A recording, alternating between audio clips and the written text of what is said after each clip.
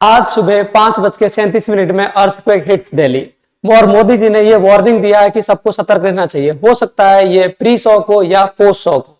हालांकि ये एक ही झटका है, पर दोस्तों क्या आपको लगता नहीं आपको अर्थक्वेक के बारे में सब कुछ जानना चाहिए कि अर्थक्वेक ओरिजिनेट कैसे होता है, कहां से ट्रैवल करता है, उसको कैसे मेजर करते हैं। कोई भी हो, एक आम आदमी को पता होना चाहिए कि अर्थक्वेक को कैसे मेजर करेंगे। सब कुछ मैं इस वीडियो में छोटे से कम ड्यूरेशन में ही आपको सब कुछ बताने वाला हूं। दोस्तों अर्थक्वेक इज नथिंग। जब धरती को हिलते हैं, धरती जब हिलती है तब उसको क्या बोलते हैं? अर्थक्वेक। हिलती कैसी है? कुछ एनर्जी रिलीज होती है जिसके वजह से धरती वाइब्रेट होने लग जाती है, उसको हम क्या बोलते हैं? Earthquake. In general term it is the shaking and vibrating of earth crust, उसको क्या बोलेंगे हम? अर्थक्वेक।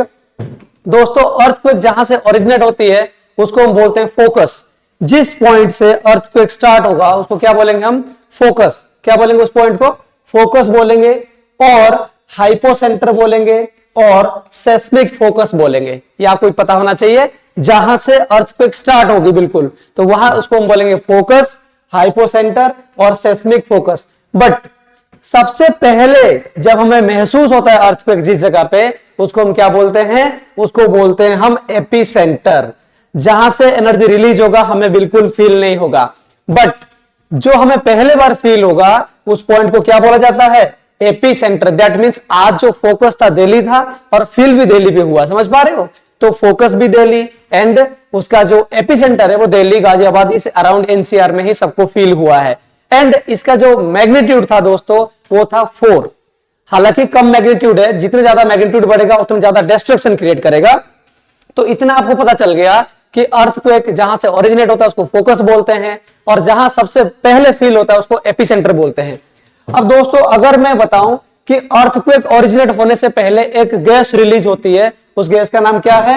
ना रेडन गैस। उसका गैस का नाम क्या है? रेडन गैस। जिस एरिया में अर्थक्वेक होने वाली होती है तो रेडन गैस रिलीज होना स्टार्ट हो जाता है। अर्थक्वेक जो ओरिजिनेट होता है कितने डेप्थ में होगा, धरती के कितने अंदर होता है अर्थक्वेक, वो बात करते हैं। इसको देख के 3 कैटेगरीज में डिवाइड कर दिया जाता है।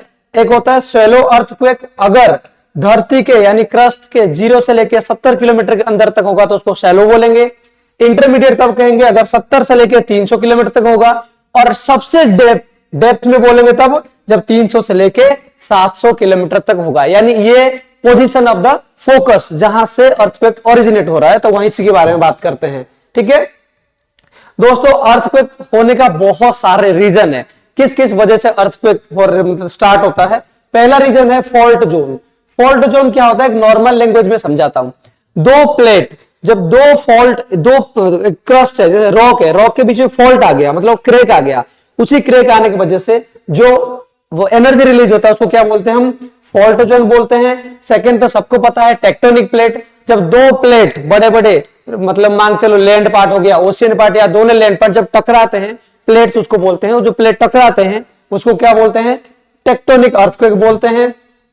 एंड दोस्तों वोल्केनिक अर्थक्वेक, जहां पे वोल्केनिक इरप्शन होगा, वोल्केनिक इरप्शन होने की वजह से एनर्जी रिलीज होता है, वहां भी अर्थक्वेक होता है। एंड दोस्तों ह्यूमन इंड्यूस्ड, हम कंस्ट्रक्शन करते हैं, पहाड़ तोड़ते हैं, बिल्डिंग कोलैप्स हो जाता है, उससे भी अर्थक्वेक आता है। ये छोटे छोटे पॉइंट्स है, मैं एक लेमन लैंग्वेज में समझा रहा हूं। जब हमारा पूरा क्लास होता है हम इसको पूरे डिटेल्स में बताते हैं, बट आपको एक नॉर्मल लोगों को पता होना चाहिए अर्थक्वेक कैसे कैसे होता है। ठीक है, बट दोस्तों अब आपके माइंड में क्वेश्चन आता होगा कि अर्थक्वेक को मेजरमेंट कैसे करते हैं? अर्थक्वेक को जो मेजरमेंट करते हैं एक इंस्ट्रूमेंट होता है, उसको, उस इंस्ट्रूमेंट का क्या है? ये पुराना इंस्ट्रूमेंट है, ये न्यू इंस्ट्रूमेंट है ना। ये पुराने टाइम में एक पेंडुलम में था, ऐसे पिन से लटका देते थे, जितना ज्यादा अर्थक्वेक हो ऐसे ऐसे ऐसे ज्यादा करता रहेगा। ठीक है, तो इसको हम बोलते थे, क्या बोलते हैं इसको ना? इसको हम बोलते हैं सिस्मोमीटर। क्या बोलते हैं हम इसको? सिस्मोमीटर। और ये जो ग्राफ देता है इसको क्या बोलते हैं हम? सिस्मोग्राफ। याद रखना, पिक्चर में देख लो, ये देखो, ये कौन है? हमारा पूरा जो सिस्मोमीटर है, बट ये जो ग्राफ दिया हमें इसको क्या बोलते हैं हम? सिस्मोग्राफ। आप मूवी वगैरह में देखे होंगे ना, ऐसे ऐसे ऐसे ऐसे चलता रहता है। जितना स्पीड होगा ये ग्राफ, जितना ऐसे ऐसे होगा, जिगजैग होगा, दैट मींस उसके मैग्नीट्यूड उतना ज्यादा है। क्लियर?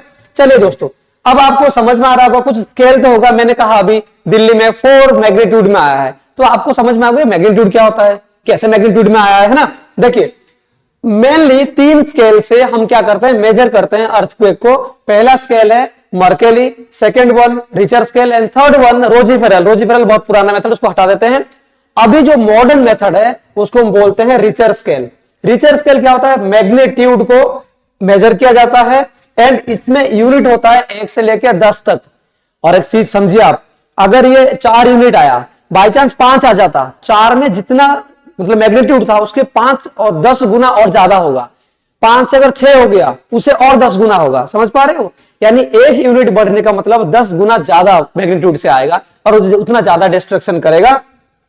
मर्केली स्केल है इंटेंसिटी, कितना इंटेंस है तो उसको हम मेजर करते हैं और ये यूनिट था 1 से लेके 12 तक। और रोजीफेरल बहुत पुराना स्केल था जिससे हम मेजर करते थे कितना डिस्ट्रक्शन हुआ, लोगों को पूछते थे, देखते थे, उससे हम पता करते थे। दोस्तों बहुत सारे वेव है कि किस तरीके से हम क्या कर सकते हैं ना, उसका वेव को मेजर करते हैं। ये अभी लेमन लैंग्वेज में समझना जरूरत नहीं है, बट समझ लीजिए थोड़ा सा। अगर जहां से पहले एनर्जी रिलीज होगा उसको प्राइमरी बोलेंगे, प्राइमरी वेव। उसके बाद जब दोबारा जो वेव स्टार्ट होगा उसको सेकेंडरी वेव बोलेंगे।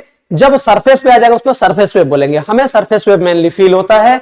दोस्तों ये छोटा सा वीडियो था अर्थक्वेक के बारे में। अगर इसको पूरे डिटेल्स में जानना चाहते हो तो उड़ान आईएएस में ज्वाइन करिए, उसके बारे में आपको पूरा डिटेल्स में बताएंगे। थैंक यू, जय हिंद।